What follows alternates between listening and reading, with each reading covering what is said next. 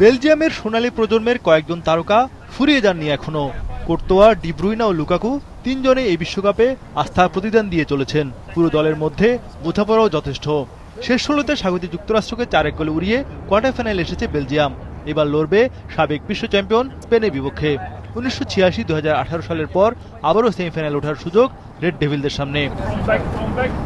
৩৩ বছর বয়সী Romelu Lukaku মাঠে নেমে আলো ছড়িয়েছেন এই বিশ্বকাপে। সবশেষ টানা ৩ ম্যাচে গোল করেছেন তিনি বদলি হিসেবে। বিশ্বকাপ ইতিহাসে বদলি হিসেবে এক আসরে সর্বাধিক ৪ গোলের কীর্তি করেছেন ক্যামেরুনের রজার মিলা। সেই রেকর্ডে ভাগ বসাতে লুকাকুর দরকার ১ গোল।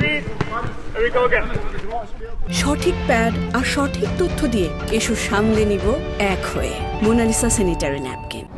এবারে আসলে এখন পর্যন্ত ৫ ম্যাচে ১৬৭টি শট নিয়েছে রেড ডেভিলস দল, গড় ২১.৪। এর চেয়ে বেশি গড়ে কেবল ২৪টি শট নিয়ে বেলজিয়াম ১৯৭০ বিশ্বকাপে। তাই এবারে আসলে তাদের পারফরমেন্সের প্রশংসা করতেই হয়। স্পেনের বিপক্ষে সবশেষ ২০১৬ সালে মুখোমুখি হয়েছিল বেলজিয়াম। সেবার স্প্যানিশদের কাছে ২-০ গোলে হারে রেড ডেভিলরা।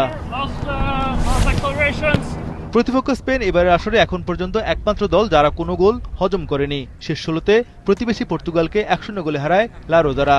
এতে বিশ্বকাপে টানা ৬ ম্যাচ ক্লিন শিটের রেকর্ডও করেছে কোচ লাফুয়েন্তের দল। সময়ের হিসাবে এই আসরে ১০ ঘন্টা ৯ মিনিট খেলে গোল হজম করেনি লা রোজা দল। এতে ২০১০ সালে পর আবারও কোয়ার্টার ফাইনালে উঠেছে স্পেন।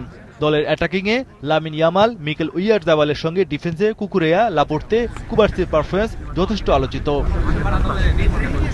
ইউরো বিশ্বকাপ মিলে কোচ লুই দে লা ফুয়েন্তের অধীনে টানা ৬টি নকআউট ম্যাচ জিতেছে স্পেন।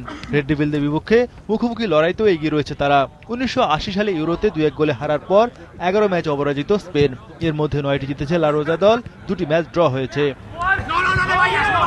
তবে বিশ্বকাপে এ নিয়ে তৃতীয়বার বেলজিয়ামের মুখোমুখি হচ্ছে স্পেন। ১৯৮৬ সালে কোয়ার্টার ফাইনালে টাই ব্রেকারে হারলেও পরের আসরে গ্রুপ পর্বে রেড ডেভিলস দলকে হারায় লা রোজারা।